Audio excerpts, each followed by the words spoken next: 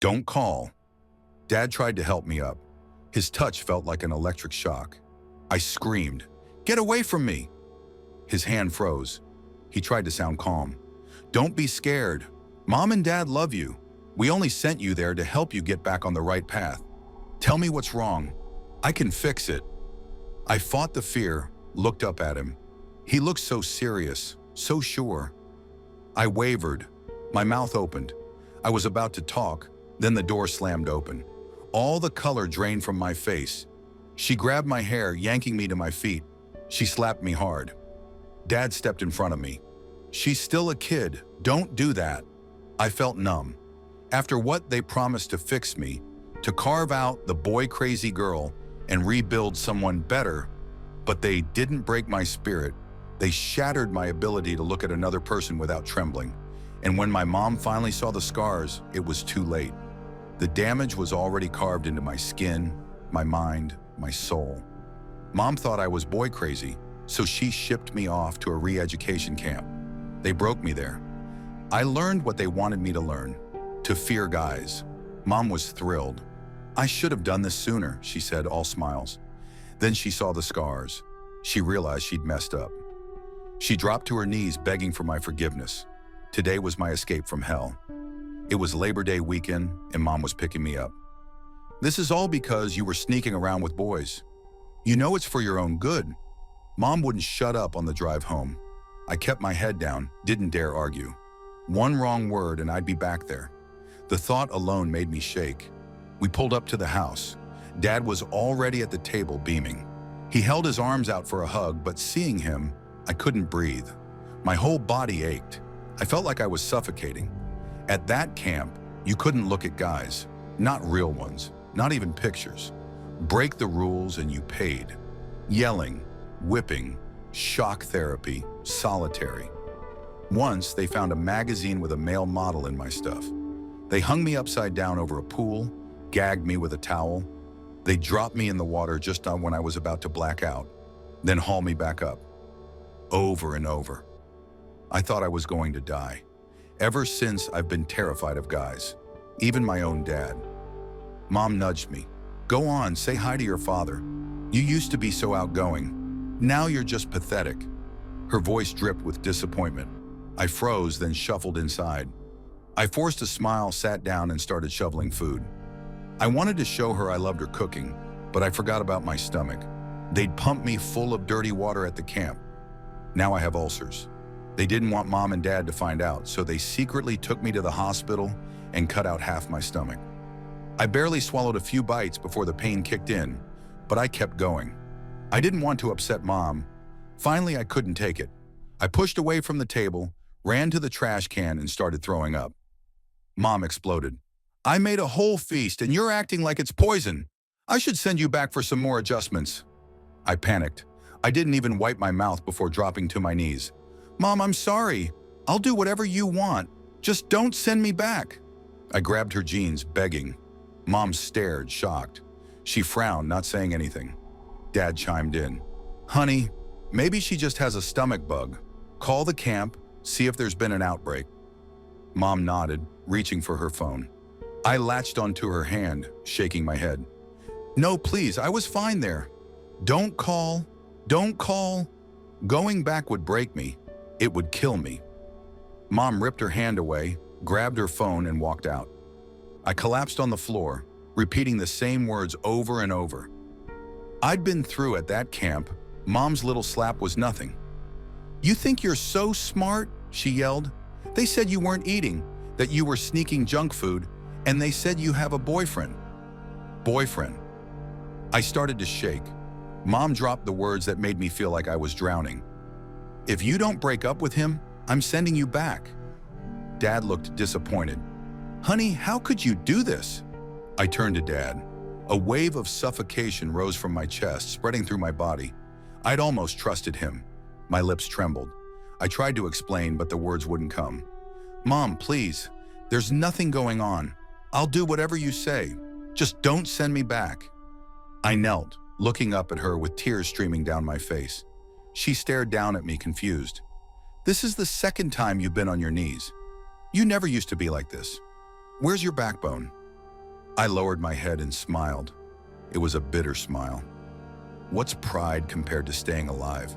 I used to be so bubbly, so full of life. I joked around, made friends with everyone. But I ate lunch with a boy, and suddenly I was boy crazy. She sent me to that camp, said it was for my own good. She had no idea what happened to me there. At first I tried to tell her, but she didn't believe me. She told the staff everything I said. One day they stripped me naked and burned me with a hot iron. They only stopped when I begged, promising never to tell Mom and Dad anything they didn't want me to say. Labor Day weekend was coming up. Mom finally got me out. I'd rather die than go back, so I tried to be the perfect daughter. But why was I still being sent back? Wasn't I obedient enough?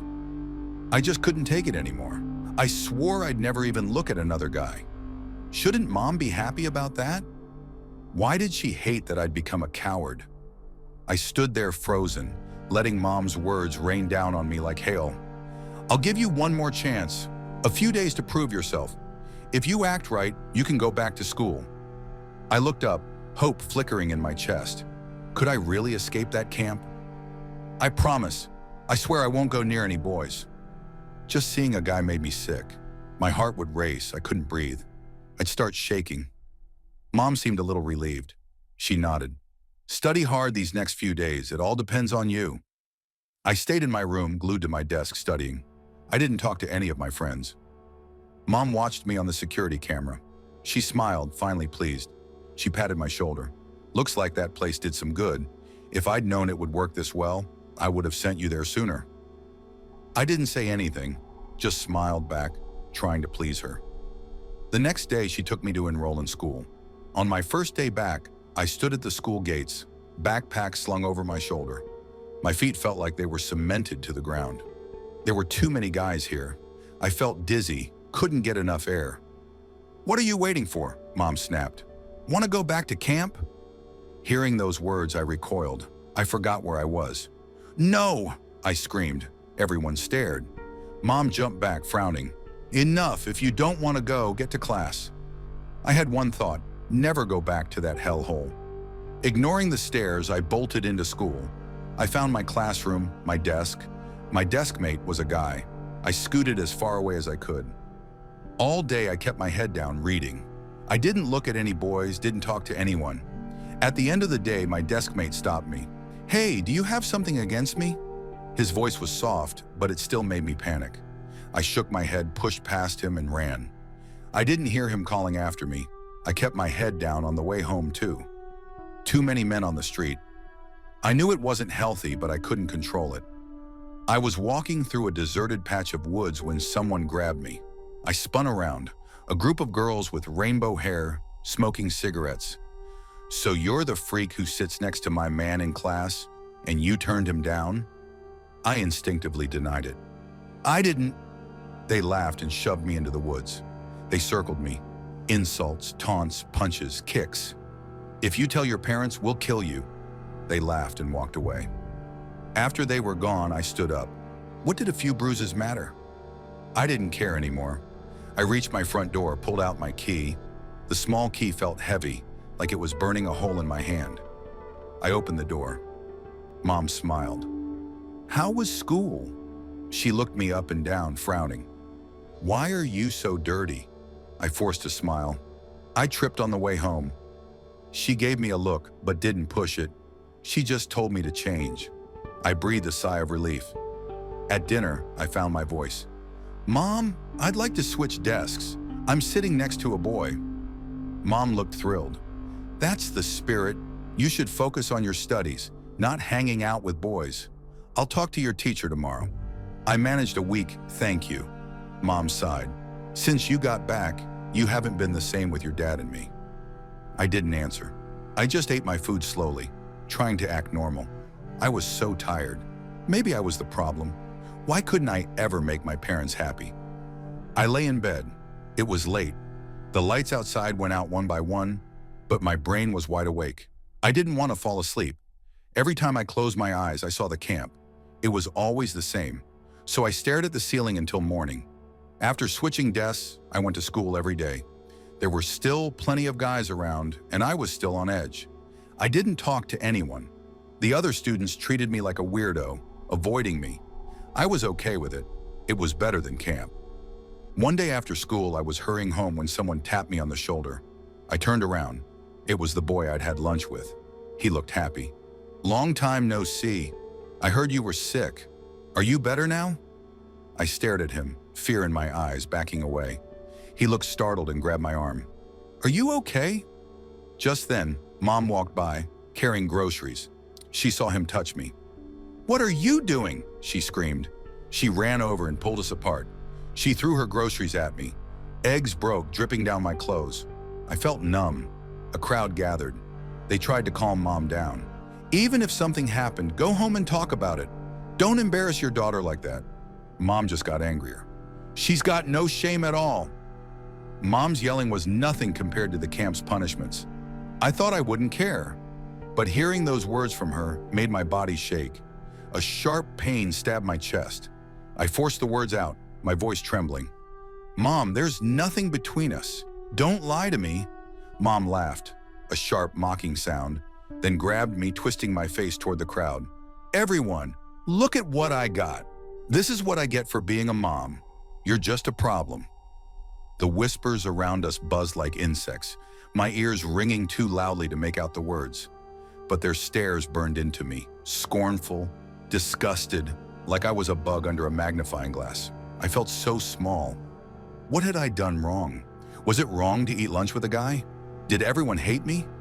She yanked my jacket too hard, then froze. The crowd fell silent with her. Their eyes locked onto the scars on my arms, cuts, needle marks, burns. "What happened to you?" Mom whispered, her voice hollow, like she'd been punched in the gut. And in that moment, a sick satisfaction twisted inside me. I started laughing, but it cracked into tears. "I tried to tell you," I choked out, "but you didn't believe me." Mom rushed me to the hospital where doctors poked and prodded me like a doll. Hours later, the doctor shook his head. "How did a young girl like you end up like this?" Mom's hands trembled as she grabbed the test results, dropping them before she could read a word. "Baby, I'm so sorry." But I just watched, cold and detached. The damage was done. Regret was useless now. Before we left, I asked the doctor, "I can't sleep.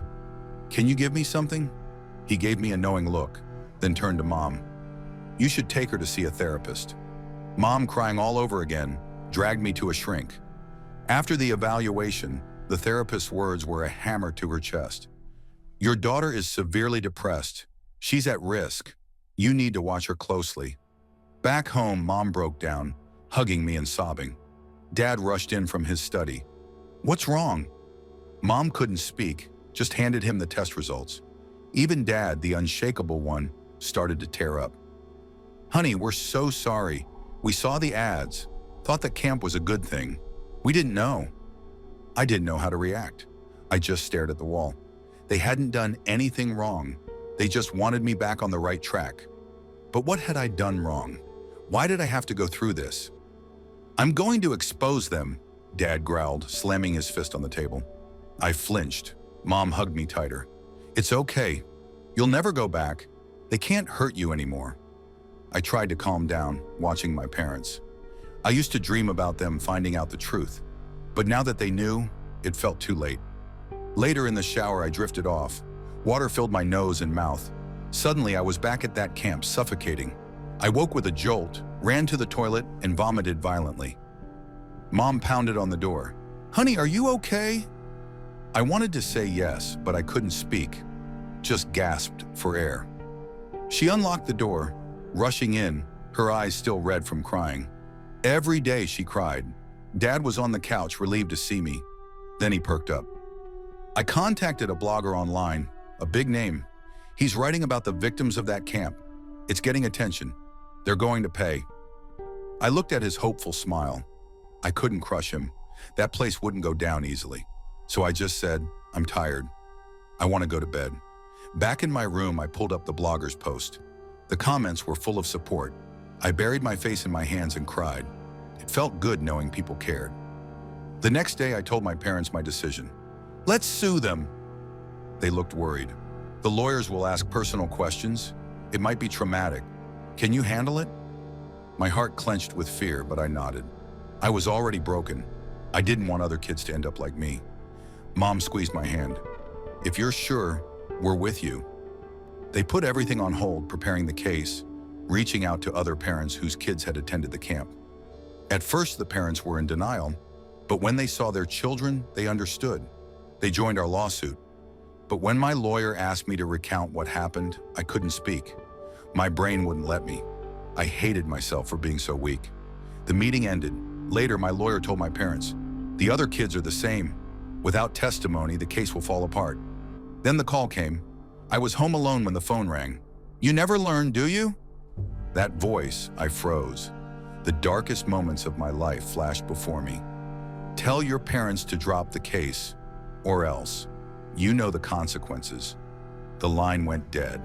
I threw the phone, buried my head in my hands, and curled into a ball. I couldn't cry. I could only hear my own breathing, my heart pounding. I woke up in the hospital. My parents were by my side, eyes bloodshot. "This is bigger than we thought," Mom said. "Maybe we should stop. We'll forget it ever happened." I knew they'd gotten the same call, but I didn't want to give up. "Is there another way?" I asked. "I can do this." Mom hugged me, stroking my hair. "The therapist says your mental state is too fragile, sweetheart. It's okay. We can go back to the way things used to be." I hesitated. It was tempting. The camp erased, me as the happy girl I used to be, my parents loving me. I almost said yes, but then a sharp pain in my chest snapped me back. I could never go back. I shook my head. "I have to try." Mom started to protest, but Dad stopped her. He looked at me, soft but firm. "If that's what you want, we'll support you." After the camp's threats, many parents dropped the lawsuit, but some of us kept fighting. This time I went to the lawyer, took off my shirt, and let him photograph every scar. Since I couldn't speak, I wrote everything down.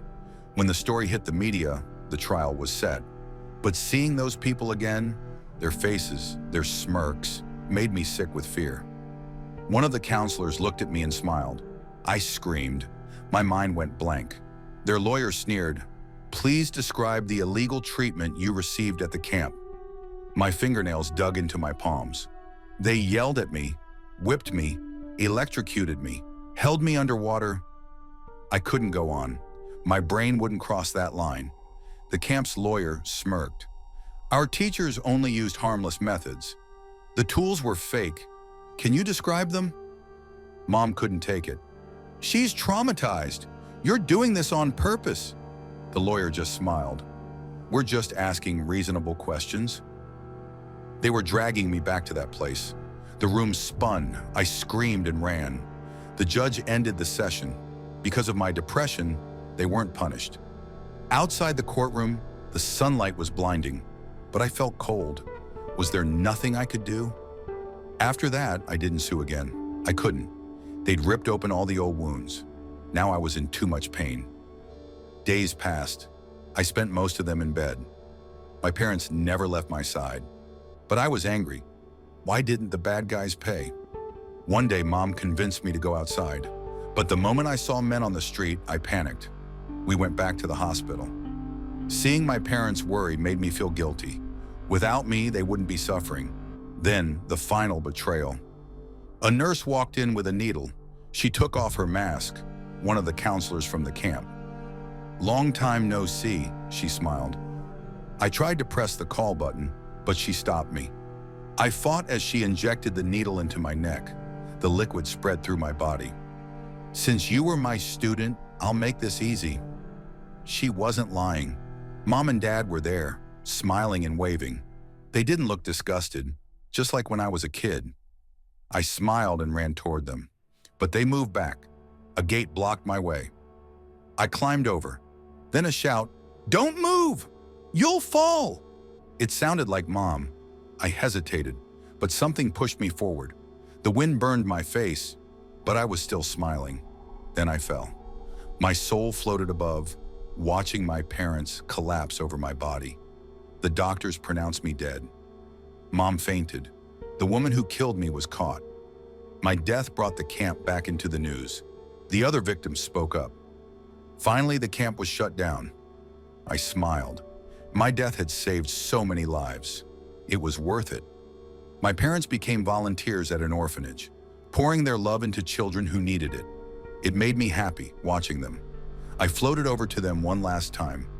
"I forgive you," I whispered, "but don't do this again." As the spirits took me away, I looked back. The sky was clear, without a cloud in sight.